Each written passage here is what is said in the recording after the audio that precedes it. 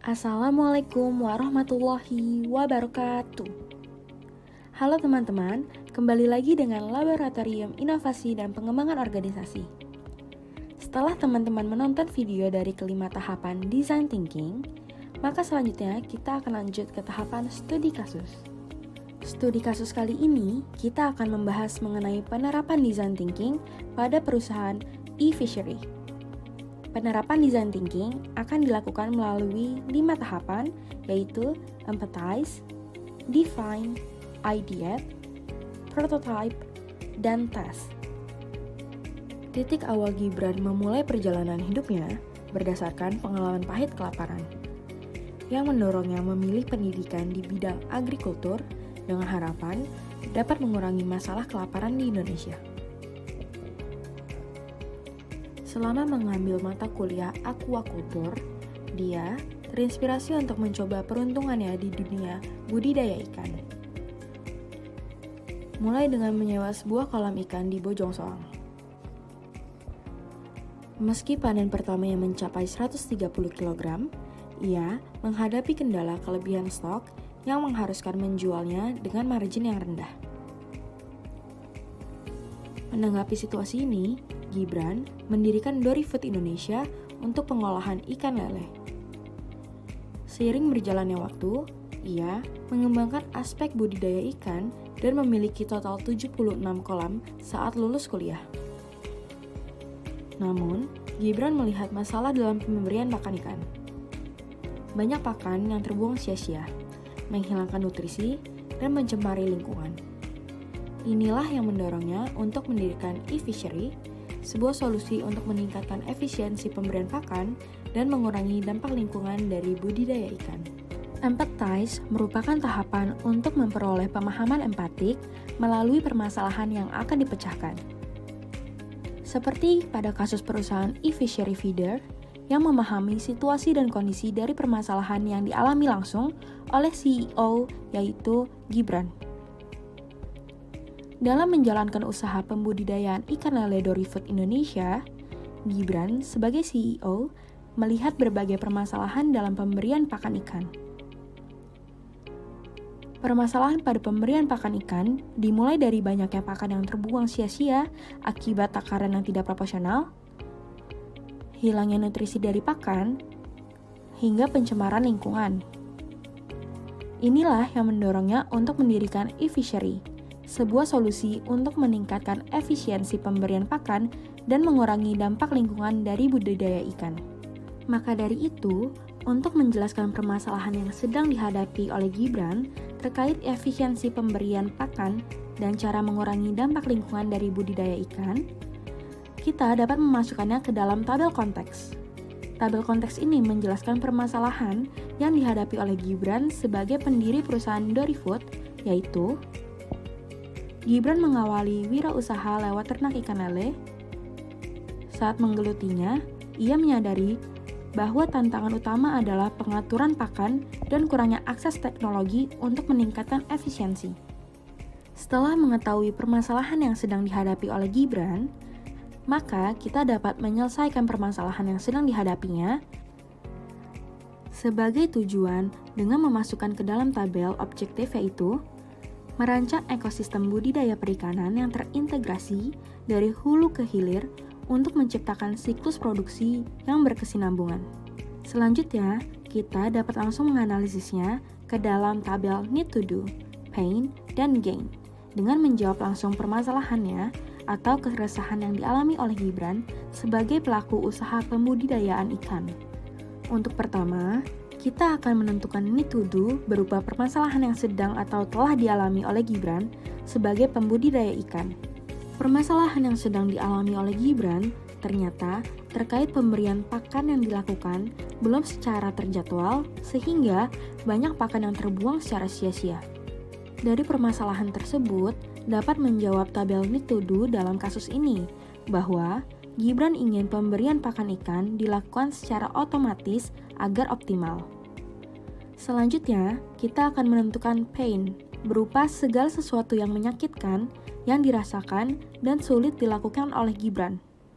Berdasarkan studi kasus kali ini, Pengisian tabel paint didasarkan pada pengisian tabel nitudu yang telah ditentukan sebelumnya. Berdasarkan hal tersebut, kesulitan atau hambatan yang dialami oleh Gibran ternyata dikarenakan adanya kejadian pemberian pakan yang kurang dalam kebutuhan ikan dapat menghambat pertumbuhan sehingga mengakibatkan hasil panen yang kurang optimal. Setelah itu, kita dapat menentukan gain. Gain sendiri berarti suatu keinginan yang diinginkan akan tetapi belum dapat tercapai dan akan tercapai ketika hambatan dapat diselesaikan. Penentuan gain yakini didasarkan pada pengisian tabel paint pada kolom sebelumnya. Ketika hambatan dalam pemberian pakan yang kurang, sehingga berdampak pada panen yang optimal telah teratasi, maka gain atau keinginan tentang pertumbuhan ikan akan lebih seragam dan optimal mampu tercapai. Cara pengisian tersebut juga berlaku bagi tabel-tabel berikutnya terkait nitudu, paint, dan juga gain. Kemudian, setelah memahami tahap empathize, maka kita lanjut ke tahap define.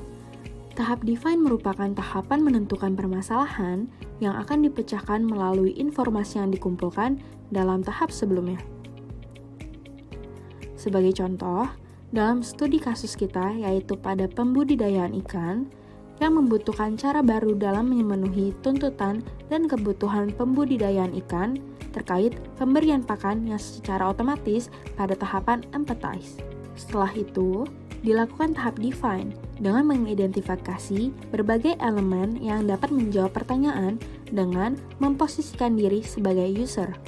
Maka, dari hasil permasalahan yang didapat pada tahap empathize, dapat disimpulkan bahwa belum adanya teknologi yang mampu mengatur pemberian pakan secara otomatis dalam proses budidaya sehingga berpengaruh pada hasil panen yang kurang optimal.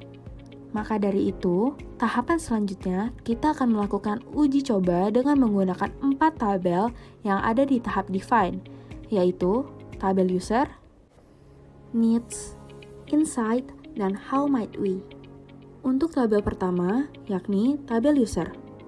Untuk tabel tersebut, kita dapat mengisikan siapa yang merasakan langsung permasalahan tersebut, yakni adalah pembudidaya ikan. Kemudian, pada tabel needs berisikan masalah utama yang dihadapi oleh para pembudidaya yang ingin diselesaikan, yaitu tentang penggunaan teknologi untuk meningkatkan produktivitas hasil perikanan. Lalu, pada tabel insight berisikan tentang apa yang akan didapatkan ketika hasil akhir dari masalah mampu diselesaikan. Dalam studi kasus kali ini, maka akan diperoleh metode pembudidayaan ikan melalui pemanfaatan teknologi.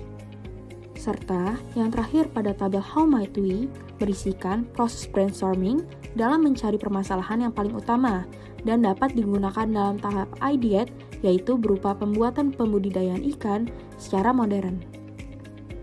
Setelah melalui tahap define, tahap selanjutnya adalah ideate. Tahap ini dilakukan melalui sesi brainstorming, menggunakan kreativitas dan inovasi untuk memperoleh ide-ide yang berpotensi dikembangkan menjadi sebuah solusi. Ide-ide yang dihasilkan juga harus memenuhi 3 elemen design thinking, yaitu manusia, teknologi, dan ekonomi. Ide efficient feeder berasal dari pengalaman CEO, yaitu Gibran, mengenai tantangan pembudidayaan ikan dalam mengatur pakan dan pemanfaatan teknologi. Pada studi kasus perusahaan e-fishery, pemilihan ide dilakukan melalui metode seleksi bingo dan menghasilkan ide berupa pembuatan produk e-fishery feeder. Gibran mengajak Krishna Aditya untuk mengembangkan produk e-fishery feeder yang merupakan produk pemberi makan ikan secara otomatis berbasis IoT atau Internet of Things yang dapat diprogram melalui aplikasi smartphone.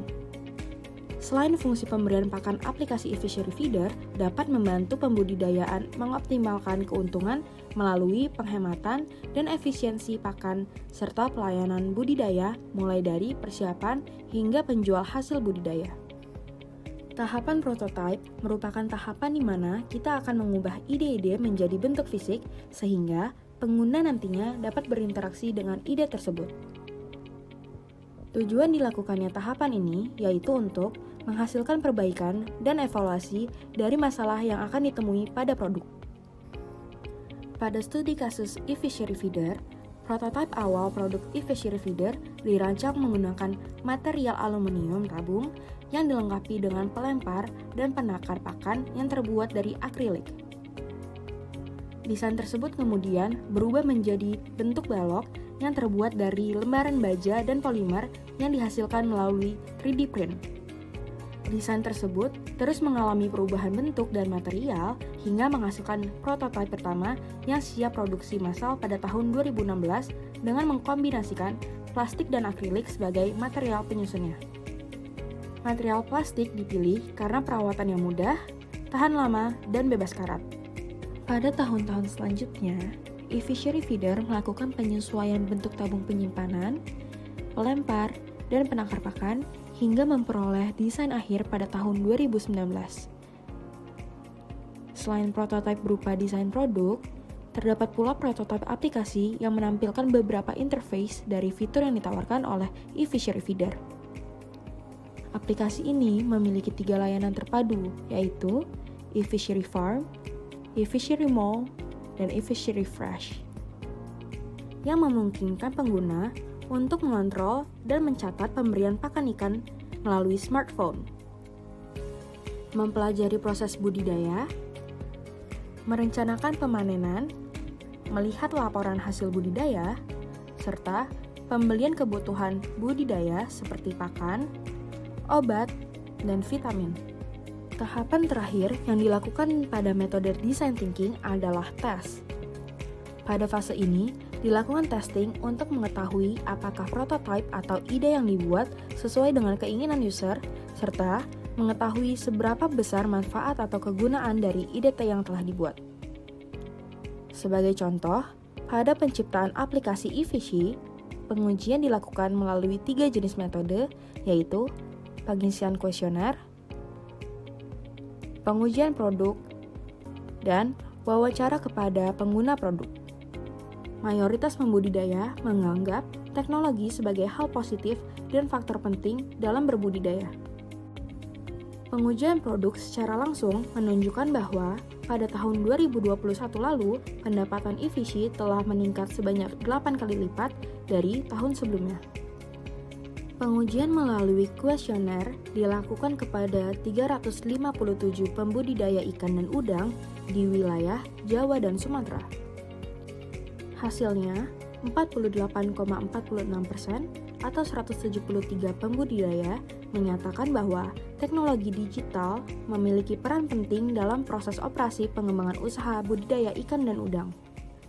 Peningkatan ini menunjukkan bahwa pengguna e-fishy berhasil mengoptimalkan pendapatan pembudidayaan melalui optimalisasi pakan dan penyediaan beragam fasilitas layanan.